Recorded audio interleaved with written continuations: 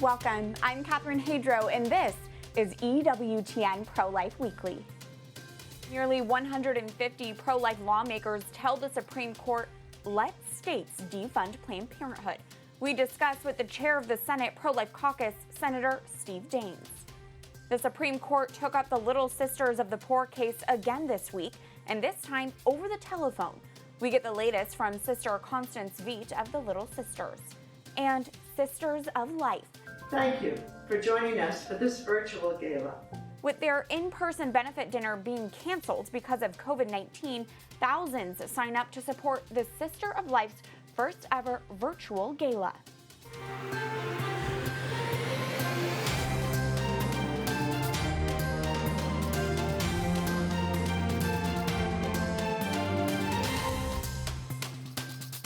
Over 130 members of Congress are asking the Supreme Court to let states defund Planned Parenthood.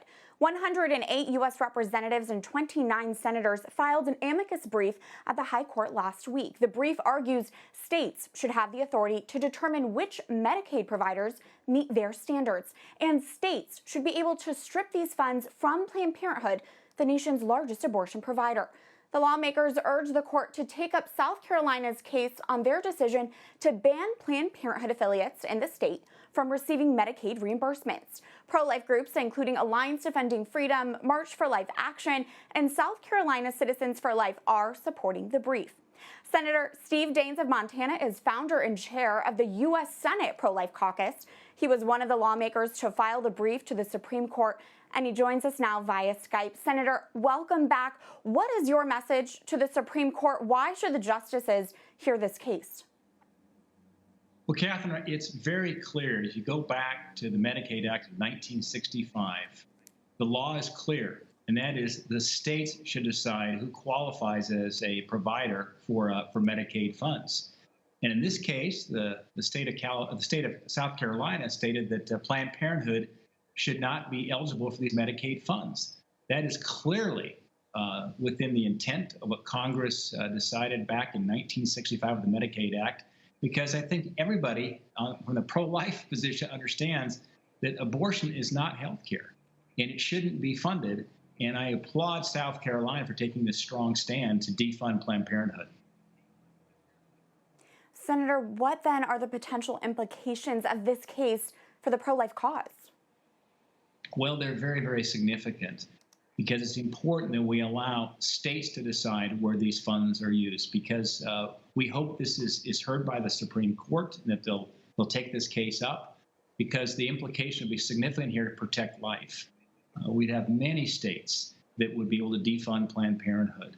Of course, that's always been one of our goals at the federal level, to defund Planned Parenthood. But with Nancy Pelosi in the House, with Chuck Schumer being a gatekeeper in the Senate, stopping this defunding Planned Parenthood legislation, this is another great way to ensure that we do defund Planned Parenthood, and that's by allowing the states to have that voice.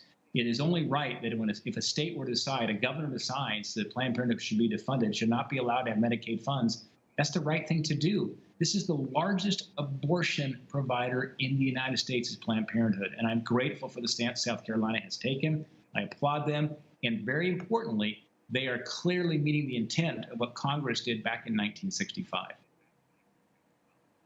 Senator, to that point, Medicaid reimbursements make up the bulk of Planned Parenthood's federal funding. Is there a way to reduce or eliminate this funding at the federal level? Well, we keep up that fight every day here, Catherine. It's just challenge, of course, is getting enough votes. When you look how the radical positions, unfortunately, nearly every Democrat has taken, back to these incredibly horrible positions they've taken here on the Baby Born Alive bill. It says if a baby is born as a result of a botched abortion, the Democrats can't even support protecting that life. That's infanticide. That's not abortion. And they can't even support that kind of legislation. Or you take a look at the Pain Capable Act, which simply states that at 20 weeks or later, late-term abortions, we're not going to allow them. We're going to outlaw and protect that baby's life. And we can't get virtually any Democrat to support us on that. So if they won't support these fundamental common sense pro-life positions, you can see where they'll be on defunding Planned Parenthood. So we still have a long battle in front of us, but that's why it's so important that those who stand with us in pro-life are going to be very active this fall in November, because the way to change the outcome of Planned Parenthood funding in Washington, D.C. is to change the outcome of these elections and make sure we elect pro-life senators, pro-life members of the House, and a pro-life president. Senator, Planned Parenthood claims their facilities are part of states' healthcare safety net, and stripping away Medicaid funds only hurt the uninsured or people with lower incomes. What is your response to that? Well, it's just not true. We aren't suggesting that Planned Parenthood can't have funding, but when they are funding it for these abortions, that is the problem. And so it's really an argument that does not have merit. And there's other ways to provide health care, certainly importantly for women, through our community health centers and so forth, where we could take those dollars that go to Planned Parenthood today and reallocate them to the community health centers, of which there are more of those than there are Planned Parenthood clinics. And so we want to make sure we take care of the health care needs of women. Of course we do. But abortion is not health care. And so that is why there's alternatives that would save the lives of babies, as well as ensure that women receive their health care that they need. Senator Steve Daines of Montana, chair and founder of the U.S. Senate Pro-Life Caucus, thank you for your time. Thanks, Catherine. For pro-life analysis on this topic, we're joined now by Mallory Quigley. She's the Vice President of Communications for the Susan B. Anthony List and joins us now via Skype from Alexandria, Virginia. Mallory, if the Supreme Court does take up this Medicaid case, as these pro-life lawmakers are asking for, what could the implications be for Planned Parenthood funding? Yeah, well, this is really exciting. We're glad that the court is taking a look at this. The state and federal government both give money to the Medicaid program, and we believe that pro-life governors, like Governor McMaster's, they should have the authority to decide which entities are going to best provide for women and children. And this would certainly get taxpayers out of the overall abortion industry to say that no, there's better alternatives for women. They don't need to go to Planned Parenthood. We've done work on this for years through the Charlotte Lozier Institute and the coalition group behind the website getyourcare.org. There are so many other healthcare entities that are not only providing better healthcare for women, but they are also doing so without being involved in the abortion industry. But can you clarify, Mallory, doesn't the Hyde Amendment already prevent the taxpayer funding of abortion? Right. So the Hyde Amendment prevents taxpayer dollars being used to reimburse abortions that fall outside of the situation of rape, incest, or to save the life of the mother. But the Hyde Amendment, it applies to different funding bills. There's a difference between the federal funding versus the state funding. So, and Hyde needs to be added every time there is a new program. So, yes, the Hyde Amendment does prevent the taxpayer dollars from being used to reimburse individual abortion procedures, elective abortion procedures. But anytime the government is sending any money at all towards the overall abortion industry, we know that money can be used for purposes that are complicit in abortion. I mean, something like the Title X program, which for years Planned Parenthood used as a slush fund to pay for advertising, to keep the electricity bills paid. That was generally contributing to the abortion business at play there. So thanks be to God, through the Trump administration and the Protect Life rule, Planned Parenthood is no longer receiving taxpayer money through the Title X program. But this is really about whether or not we want any monies at all going to the abortion industry in any way, and certainly we don't. And to that point, and on this topic of Planned Parenthood, President Donald Trump did make a campaign promise in 2016 to defund Planned Parenthood. As you mentioned, he did cut Title X funding, but Planned Parenthood's Medicaid funding remains intact. What can be done to reduce or eliminate this at the federal level, if anything? Yeah, this is a tricky question. You're right. President Trump, he's the first president to have such a clear impact on Planned Parenthood's bottom line, with that Title X money being their second largest source of taxpayer funding, Medicaid, of course, being the first. But Medicaid dollars are really a combination of federal and state monies. So it's encouraging to see Governor McMaster and other pro-life governors in states across the country seek to reduce the number of taxpayer dollars that are going to Planned Parenthood and other abortion entities while we continue to research and see what can be done about this on the federal level. And Mallory, while I have you on a different topic, there was news that over 50 pro-life leaders wrote a letter to the FDA about the illegal internet sale of abortion-inducing drugs. Real quick, what do our viewers need to know about this? Yes. So, Catherine, it's so important that viewers understand the threat that chemical abortion poses to unborn children and women and the entire pro-life movement. We could pass so many pro-life bills, but if chemical abortion drugs are coming in illegally through the mail, as we are seeing from groups like Aid Access, this is really turning every American home into a potential abortion facility. These are very dangerous drugs that people who, drug traffickers, disgruntled boyfriends and husbands are using surreptitiously to take the lives of children and to wound women. And the abortion lobby prefers chemical abortion because it allows them to charge for an abortion while at the same time dramatically reducing their overhead costs, and allows them to keep their coffers filled during a time like this pandemic, when there's an increase. Everyone's looking towards telemedicine. So it's very dangerous. Absolutely. We've got to make sure that the FDA continues to hold the REMS in place and protects women and vulnerable unborn children from chemical abortion. Thank you so much, Mallory Quigley, Vice President of Communications with the Susan B. Anthony List. Thank you. Pro-abortion groups are using the coronavirus pandemic to make a strong push for chemical abortion drugs. We're seeing calls for reduced regulations, and there are even some individuals illegally selling these dangerous drugs on the internet. In response, over 50 pro-life leaders sent a letter to the U.S. Food and Drug Administration this week, urging the FDA commissioner to take action to stop the illegal internet sale of abortion-inducing drugs. These drugs are often made overseas and shipped into the U.S. These drugs end the lives of unborn children and pose serious risks to women. That brings us to this week's call to action. Go to prolifeweekly.com to sign our petition to FDA Commissioner Dr. Stephen Hahn. We are asking Dr. Hahn to ramp up the enforcement of dangerous chemical abortion drugs to protect women during COVID-19.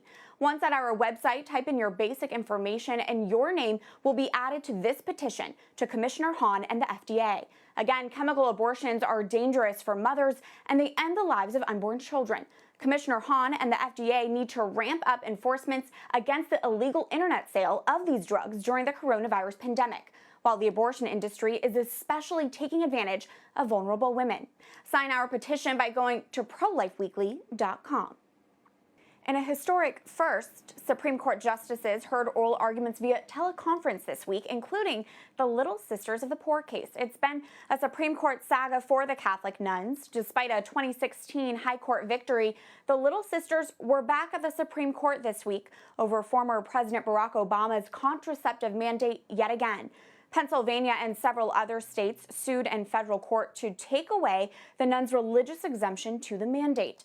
When the Third Circuit ruled against the Little Sisters last summer, the Catholic nuns asked the Supreme Court to review it. The Supreme Court is taking the unprecedented move to hold arguments by teleconference this month because of the coronavirus pandemic. It's the first time the court made live audio of the arguments available. Let's take a listen to what Supreme Court Justice Ruth Bader Ginsburg kept bringing up during the Little Sisters' oral arguments. At the end of the day, the government is throwing to the wind the women's entitlement to seamless, no cost to them. It is requiring those women to pay for contraceptive services. If they can, first they would have to go search for a government plan. And if it turns out, as it will for many of them, that there is no government other plan that covers them, then they're not covered. And the only way they can get these contraceptive services is to pay for them out of pocket, precisely what Congress did not want to happen in the Affordable Care Act. Joining us now via Skype is Sister Constance Viet. Sister Constance is the communications director for the Little Sisters of the Poor and is herself a Catholic nun in the religious order. First off, Sister, how are you feeling now that the Little Sisters had their day in court again this week? Relieved and happy initially, at the outcome. It remains to be seen what the final outcome will be, but we felt good about the argument this morning. And from listening into them, how did the Supreme Court justices respond to your lawyer's argument? Well, it was clear to us that they take our concerns seriously and they feel that we little sisters should be protected. So for the rest, we'll just have to wait until the decision comes down. I know it's a really unique way to hear oral arguments over the telephone. Sister, was there a moment that stood out to you from the oral arguments? Honestly, I can't say there was one moment that stood out. It was very technical for much of the argument, so it was a little bit difficult for me to follow since I'm not an attorney. Sister, what is your response to California and Pennsylvania's lawsuits that essentially claim Catholic nuns are required to be distributors of contraception? Well, Catherine, this is a fight that we never wanted, and certainly the prolongation we wanted even less. But our lives are devoted to caring for the needy elderly, and what's at the heart of that is our belief in the dignity of human life, the dignity of every human life at every stage of life. And so it would be unthinkable for us, on the one hand, to hold the hand of the dying elderly to protect them, keep them safe, and give them the best of ourselves. And then on the other hand, to be facilitating the killing of unborn human life. So that's just, the two things just can't be reconciled. So we feel that this has been, a struggle for the very soul of our ministry. Sister, to that point, what has this been like to have a Supreme Court case in the midst of the coronavirus pandemic, especially? Your order, as you mentioned, cares for the elderly poor, who are the very people especially vulnerable to this virus. Yes, you're absolutely right about that, Catherine. We have 24 houses in the United States, and most of our houses, thank God, have remained free of COVID, but we have had several houses that have been affected quite heavily, and I've been helping out at our house in Delaware, which was one of the houses that was hard hit. So, we've just tried to be with the elderly for whatever their needs are, whether they are sick or whether they're healthy. And at the same time, I think that the pandemic and the fact that the Supreme Court heard our case really brings to the fore the plight of the elderly in our society, and that society really needs to invest more attention and more resources and care into the lives of the elderly. Sister, a ruling is expected next month. What does the Little Sisters' day-to-day look like as you wait for that ruling? Well, our day-to-day looks like trying to care for the elderly with masks and protective gowns on all of our homes. The residents are still in isolation. Our lives, their lives in our homes are usually very communal, with meals together, with a lot of activities, daily mass. None of that is taking place. They're all having to eat in their rooms with tray service. So we're pretty busy. And I have to tell you honestly that these have been the toughest weeks I've ever lived through in my vocation, which is I've been a sister for over 30 years. But they've also been weeks that have made me feel more than ever the need for our vocation, the need for women to be devoted, to be dedicated to caring for the elderly. And Sister, can you explain to our viewers, if the Supreme Court rules against the Little Sisters, what will that mean for your order? Well, if the Supreme Court were to rule against us and if we lost protection from the mandate, what it could mean is fines in upwards of several $1,000,000 a year, which would effectively put us out of business. Not that we like to refer to ourselves as a business, but on the other hand, we've been in existence for over 175 years. And God's providence has always protected us, and we're confident that He's going to be there for us again, and that in the end, God will be protecting us, and God will bring this to the end that we need Him to in order to continue our work here in the United States. And for viewers who might be hearing about the Little Sisters of the Poor for the first time because of this case, can you give us a little snapshot of your order? Sure. We were founded in Brittany, France in 1839 by Saint John Jugan. She's one of the more recently canonized saints in the church.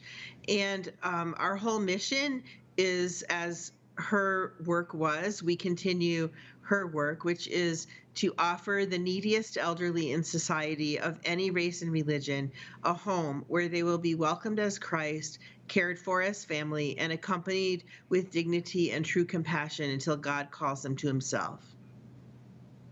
So here in the United States, we have 24 houses they all have multi-levels of care for the elderly. And I had the honor of being able to visit one of the homes in Washington, D.C. and see firsthand the beautiful work of the Little Sisters of the Poor. Just want to thank you for joining us this week especially, and thank you for your ministry. Sister Constance V. of the Little Sisters of the Poor. Thank you so much, Catherine. Coming up, thousands of people came together to support the Sisters of Life last week, but it was all online. We tell you about the Sisters of Life first ever virtual gala to bolster their life-affirming vocation.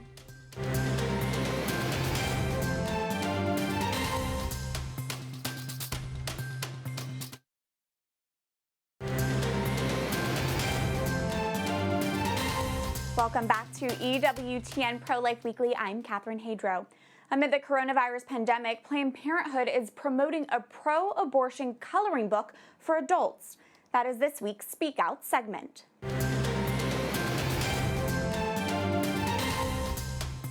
The abortion business is encouraging adults to grab their crayons and color in the pages of a document that's titled, quote, Sex Ed Coloring Sheets and Games. The pages are filled with illustrated contraceptive devices and pro-abortion imagery. In a tweet posted just days ago, Planned Parenthood promoted the coloring book amid the coronavirus pandemic, writing, quote, need a moment of calm? Tap into your creativity, unwind, and relieve some stress with our coloring and activity pages.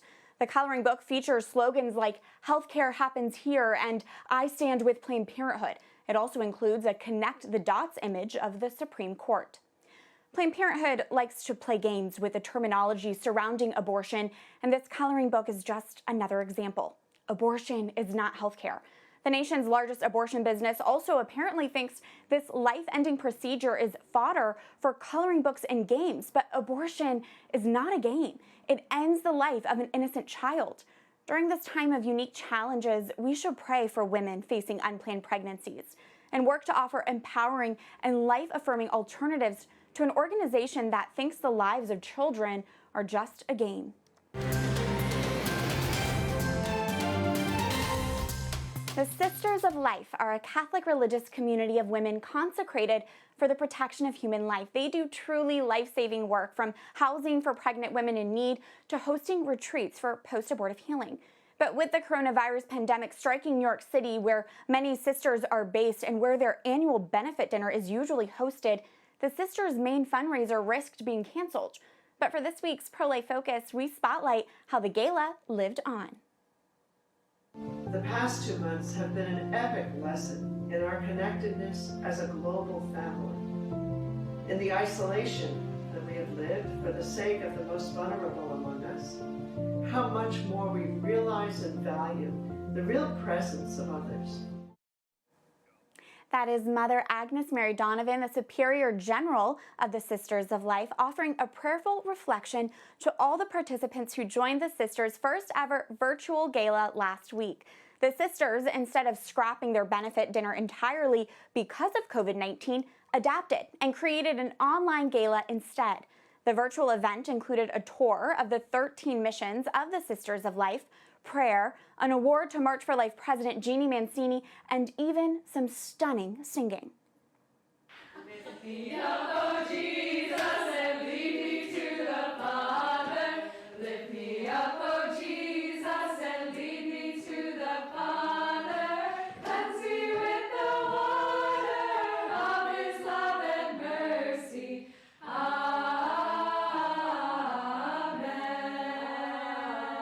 Isn't that just so beautiful? And the good news doesn't stop there. The Sisters of Life tells EWTN Pro-Life Weekly over 7,000 people registered to attend last week's virtual gala, and even more people have watched it since. As of this recording, over 11,000 people have viewed the Sisters of Life gala. That is far, far more than the amount who can typically attend their New York benefit dinner.